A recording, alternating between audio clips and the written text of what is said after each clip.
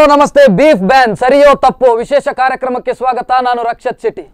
ಬಹುಶಃ ದೇಶದಾದ್ಯಂತ ಇದು ಚರ್ಚೆ ಆಗ್ತಾ ಇದೆ ಸದ್ಯದ ದಿನಗಳಲ್ಲಿ. ಏನು ಗೋಹತ್ಯೆ ನಿಷೇಧ, ಸಂಪೂರ್ಣ ಗೋಹತ್ಯೆ ನಿಷೇಧ ಜಾರಿಯಾಗಬೇಕೋ ಬೇಡೋ ಅನ್ನೋದರ ಬಗ್ಗೆ ಚರ್ಚೆ ಆಗ್ತಾ ಇದೆ. ರಾಜ್ಯದಲ್ಲೂ ಕೂಡ ಈ ಬಗ್ಗೆ ಚರ್ಚೆಗಳು ನಡೀತಾ ಇದೆ.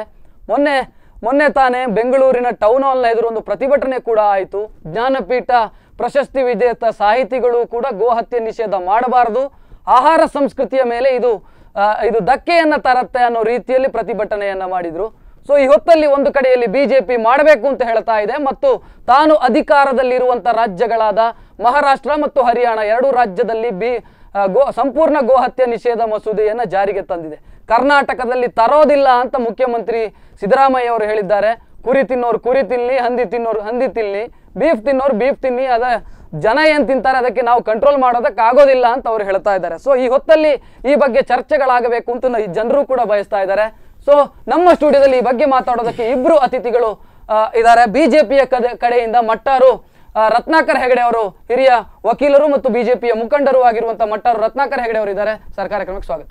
ಅದೇ ರೀತಿ ಕಾಂಗ್ರೆಸ್ನ ಕಡೆಯಿಂದ ಕಿಶನ್ ಹೆಗಡೆ ಕೊಳ್ಕೆಬೈಲ್ ಅವರು ಕೂಡ ಇದ್ದಾರೆ. ಕಿಶನ್ ಹೆಗಡೆ ಅವರ ಕಾರ್ಯಕ್ರಮಕ್ಕೆ ಸ್ವಾಗತ.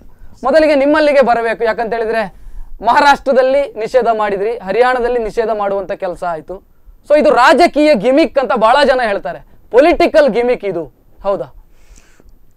ಇದನ್ನು ರಾಜಕೀಯ ಗಿಮಿಕ್ ಅಂತ ಹೇಳಿ ಬರುವುದಿಲ್ಲ. ಯಾಕಂದರೆ ವಿನೋಬಾ ಭಾವೆಯವರು ಭೂದಾನ ಚಳವಳಿಯನ್ನು ಆರಂಭ ಮಾಡುವಾಗಲೇ ಗೋದಾನ ಚಳವಳಿಯನ್ನು ಕೂಡ ಆರಂಭ ಮಾಡಿದ್ದಾರೆ.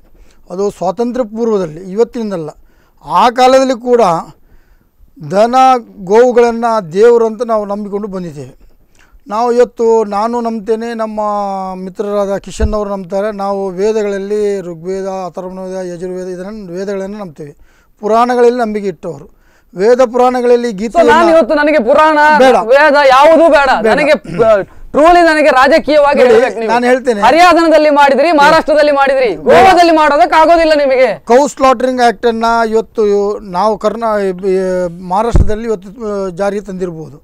ಇದರ ಹಿಂದೆನೇ ಜಮ್ಮು ಕಾಶ್ಮೀರದಲ್ಲಿ ಇವತ್ತು ನಮ್ಮದು PDP ಅವರದು ಒಟ್ಟಿಗೆ ಸರ್ಕಾರ ಇರ್ಬೋದು. ಆದರೆ ಹಲವಾರು ದಶಕಗಳಿಂದ ಅಲ್ಲಿ ಆಳ್ವಿಕೆ ಮಾಡಿದವರು ನ್ಯಾಷನಲ್ ಕಾನ್ಫರೆನ್ಸ್ ಇರ್ಬೋದು, ಕಾಂಗ್ರೆಸ್ ಇರ್ಬೋದು, ಇನ್ನಿತರ ಪಕ್ಷದ ಜನರ ಭಾವನೆಯ ಜೊತೆ ಆಟ ಆಡ್ತಾ ಇದ್ದೀರಿ ಅಂತ ಅನಿಸ್ತಾ ಇಲ್ಲ. ಆಹಾರ ಸಂಸ್ಕೃತಿ ಅನ್ನುವಂಥದ್ದು ಒಂದು ವಿಚಾರ ಬರುತ್ತೆ. ಅಲ್ಲಿ ಕೇಳ್ತೀನಿ. ಅಲ್ಲಿ ಕೂಡ ಇವತ್ತು ಕೌ ಸ್ಲಾಟರಿಂಗ್ ಆಕ್ಟ್ ಪ್ರಕಾರ ಅದನ್ನು ಸ್ಲಾಟರಿಂಗ್ ಯದ್ವತ್ವ ಮಾಡಿದರೆ ಅಥವಾ ಅದನ್ನು ರೂಲ್ಸ್ ರೆಗ್ಯುಲೇಷನ್ ವೈಲೇಷನ್ ಮಾಡಿದರೆ 10 ವರ್ಷ ಶಿಕ್ಷೆ ಅಂತ ಜಮ್ಮು ಕಾಶ್ಮೀರದಲ್ಲಿ ಕೂಡ ಉಂಟು.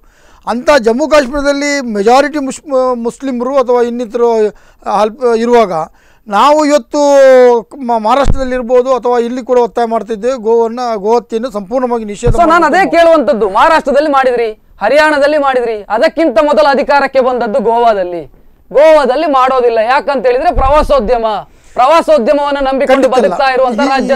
ಈಗ ನೋಡಿ, ಒಂದೊಂದೇ ರಾಜ್ಯದಲ್ಲಿ ತರುವುದಕ್ಕಿಂತ ರಾಷ್ಟ್ರೀಯ ಮಟ್ಟದಲ್ಲಿ ಕೂಡ ಗೋಹತ್ಯೆ ನಿಷೇಧವನ್ನು ಜಾರಿ ತರಬೇಕೆಂಬ ಒತ್ತಾಯವನ್ನು ಮಾಡ್ತಾ ಇದ್ದೇವೆ. ಅನುಕೂಲ ಶಾಸ್ತ್ರ ಅಂತ ನನಗೆ ಗೋವಾದಲ್ಲಿ ಯಾಕೆ ಆಗಲಿಲ್ಲ? ರಾಷ್ಟ್ರೀಯ ಮಟ್ಟದಲ್ಲಿ ತಂದಾಗ ಗೋವಾಕ್ಕೂ ಕೂಡ ಅದು ಅಪ್ಲೈ ಆಗ್ತದೆ. ಗೋವಾದಲ್ಲಿ ಅದರದೇ ಆದ ಕಾರಣಗಳಿಗಾಗಿ ಈವರೆಗೆ ಜಾರಿ ಬಂದಿರಲಿಲ್ಲ. ಮಹಾರಾಷ್ಟ್ರದಲ್ಲಿ ನಾವು ಹಿಂದೆ ಕೂಡ ನಮ್ಮ ಸರ್ಕಾರ ಇತ್ತು, ನಾವು ಆಗ ಜಾರಿ ಬಂದಿರಲಿಲ್ಲ. ಶಿವಸೇನೆ ಸರ್ಕಾರ ಇತ್ತು.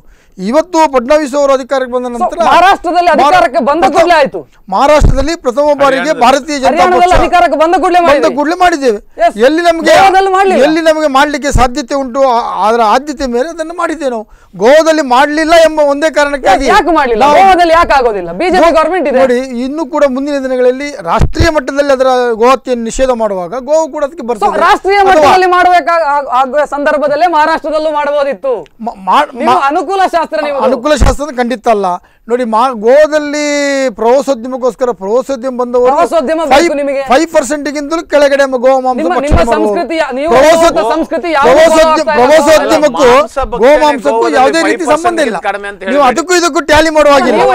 ಸಂಸ್ಕೃತಿ ಯಾವುದು ಗೋವಾದಲ್ಲಿ ನೋಡಿ, ಮಾತ್ರ ಗೋವಾದಲ್ಲಿ ಕೂಡ ಇವತ್ತು ಖಂಡಿತ ಒಂದಲ್ಲ ಒಂದು ದಿನ ನಮ್ಮ ಸರ್ಕಾರ ಇದ್ದಾಗ ನಾವು ಅದನ್ನು ನಿಷೇಧ ಮಾಡಿಯೇ ಮಾಡ್ತೇವೆ ಅಂತ ಹೇಳ್ತೇನೆ. ನಾನು ಬಿಕಿನಿ ಹಾಕಬಾರದು ಅಂತ ಶ್ರೀರಾಮ ಸೇನೆ ಹೇಳಿದಾಗ ಅದನ್ನು ನಿಷೇಧ ಮಾಡಿದ್ದಾರೆ ಗೋವಾದಲ್ಲಿ ಬಹಳ ಆತುರಾತುರವಾಗಿ. ಪರಮ ಪೂಜ್ಯ ಗೋಮಾತೆಯನ್ನು ಕಡಿಬಾರದು ಅಂತ ನಿಷೇಧ. ನಾನು ನಿಮ್ಮಲ್ಲಿಗೆ ಬರ್ತೇನೆ. ಕಿಶನ್ ಹೆಗಡೆ ಅವರೇ, ನೀವು ಖಂಡಿತವಾಗಿಯೂ ಗೋ ಹತ್ಯೆ ನಿಷೇಧ ಮಸೂದೆಗೆ ವಿರೋಧ ಮಾಡುವಂತವ್ರು, ನಿಮ್ಮ ಪಾರ್ಟಿ ಮಾಡ್ತಾ ಬಂದಿದೆ ವಿರೋಧ. ಗೋ ಹತ್ಯೆ ಮಸೂದೆ ಮಾಡುದು, ಗೋವಿನ ಪೂಜೆ ಮಾಡುದು ಬಹಳ ವ್ಯತ್ಯಾಸ ಇದೆ. ಅದರಲ್ಲಿ ವ್ಯತ್ಯಾಸ ಇದೆ.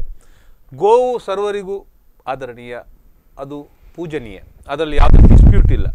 ಅದರ ಅರ್ಥ ಗೋ ಹತ್ಯೆಯನ್ನು ಏನು ಮಾಡಬೇಕು, ಹೇಗೆ ಮಾಡಬೇಕು, ಸರಿಯಾ ತಪ್ಪ ಅಂತ ಹೇಳ್ತಕ್ಕಂಥ ಪ್ರಶ್ನೆ. ಪೂಜನೀಯವಾದಂಥ ವಸ್ತು ಬಹುಶಃ ಅವ್ರು ಹೇಳಿದ್ರು ವೇದಶಾಸ್ತ್ರ ಕೋಟಿಂಗ್ ಮಾಡೋ ವೇದಗಳಲ್ಲಿ ಶಾಸ್ತ್ರಗಳಲ್ಲಿ ಹೋಮಕ್ಕೆ ಗೋವನ್ನು ಬಲಿ ನೀಡಿದಂಥದ್ದು, ಕುರಿಯನ್ನು ಬಲಿ ನೀಡಿದಂಥ ಆದ್ರೆ ಅಷ್ಟೇ ಆದ್ರೆ ಅವ್ರು ಹೋಗ್ತಾರೆ ಇಲ್ಲೋ ಗೊತ್ತಿರ. ನಾನಂತೂ ಎಮ್ಮೆ ಕೋಣವನ್ನ ನಿಮ್ಮ ಕಾಪುನಲ್ಲಿ ಆಗ್ತಾ ಇತ್ತು, ಸಪರೇಟ್ ಆಗುದು ಹೇಗೆ? ಮಾತ್ರ ಗೋವು ಅಂತೀರಾ?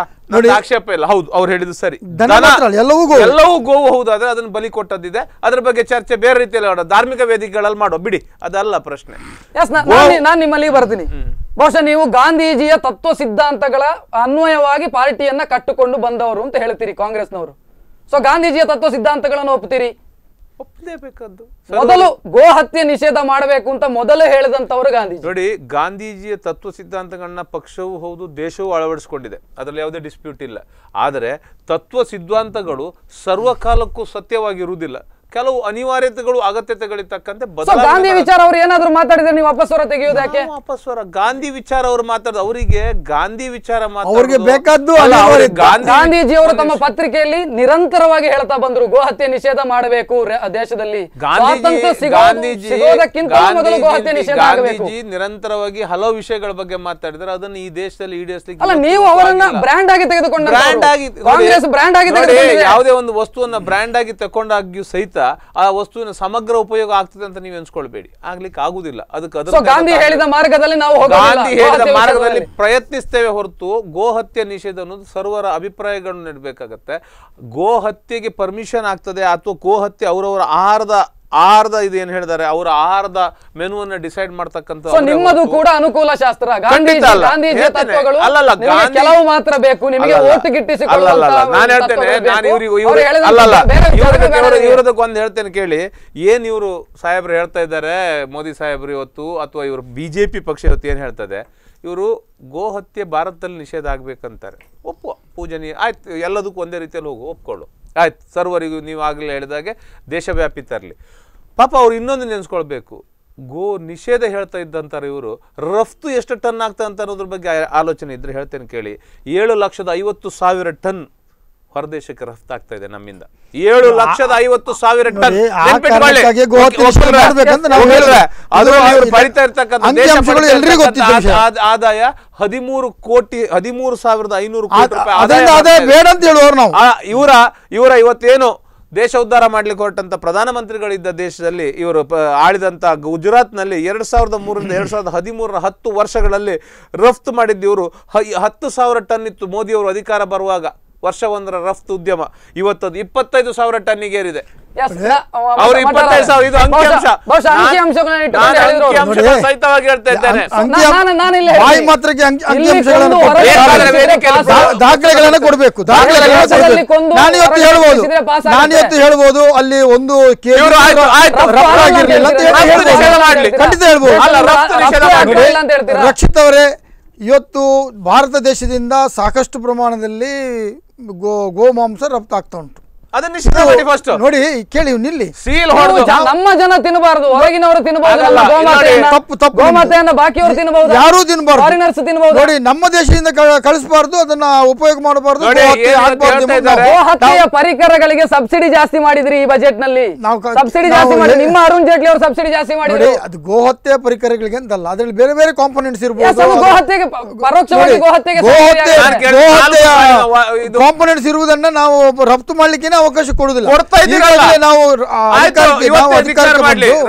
ನಾವು ಅಧಿಕಾರಕ್ಕೆ ಬಂದು ಅದು ಈಗ 10 ತಿಂಗಳು 11 ವರ್ಷ ರಫ್ತಿನ ಪ್ರಮಾಣ ಜಾಸ್ತಿ ಆಗಿದೆ.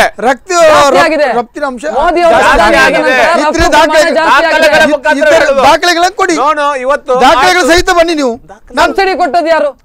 ಸಬ್ಸಿಡಿ ಕೊಟ್ಟು ಗೋಹತ್ಯೆ ಪರಿಕರಗಳಿಗೆ ಸಬ್ಸಿಡಿ ಕೊಟ್ಟದ್ದು ನಿಮ್ಮ ಸರ್ಕಾರ. ಯಾವ ವಸ್ತುಗಳಂತ ಹೇಳಿ ನೀವು? ಗೋಹತ್ಯ ಮಾಂಸ ಒಳಗೊಂಡ ಗೋವಿನ ಮಾಂಸವನ್ನು ಒಳಗೊಂಡ ಪರಿಕರಗಳು ಯಾವುದಂತ ಹೇಳಿ? ಸ್ಲಾಟರ್ ಮಾಡುವಂತದ್ದು, ಸ್ಲಾಟರ್ ಮಾಡೋದು ಅದರಲ್ಲಿ ಗೋವಿನ ಅಂಶ ಉಂಟಾ? ಅದರಲ್ಲಿ ಗೋವಿನ ಅಂಶ ಉಂಟು. ಕಸಾಯಿಗಳಿಗೆ ಸಬ್ಸಿಡಿ ಕೊಡ್ತಾ ಇದ್ದೀರಿ. ರಕ್ಷಿತ್ ಅವರೇ, ಅದು ಗೋವುಗಳನ್ನ ಕಡಿದೋಕೆ ಯಾಂತ್ರಿಕ ಮೆಷಿನ್ಗಳನ್ನ ಕೊಟ್ಟದಲ್ಲ, ಕುರಿ ಕೋಳಿಗಳನ್ನ ನಾವು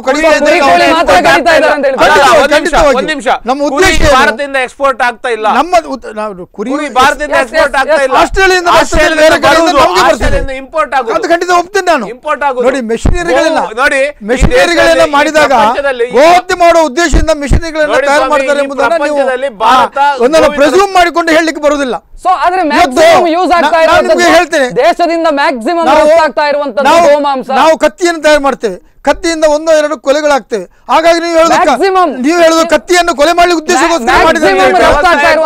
ತಲವಾರನ್ನು ತಯಾರು ಮಾಡ್ತಾರೆ, ಅದರಿಂದ ಕಡಿತಾರೆ, ಮರಣ ಅದಕ್ಕೋಸ್ಕರ 2ನೇ ಸ್ಥಾನದಲ್ಲಿದೆ ಗೋಮಾಂಸ.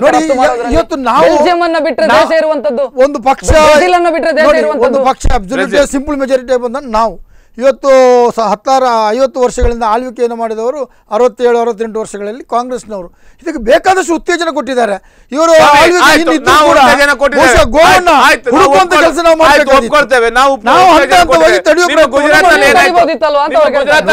ನೋಡಿ, ಗುಜರಾತ್ ನಲ್ಲಿ ಕೂಡ ನಾನು ಕಿಶನ್ ಅವರು ಹೇಳಿದನ್ನ ನಾನು ಒಪ್ಪುದಿಲ್ಲ.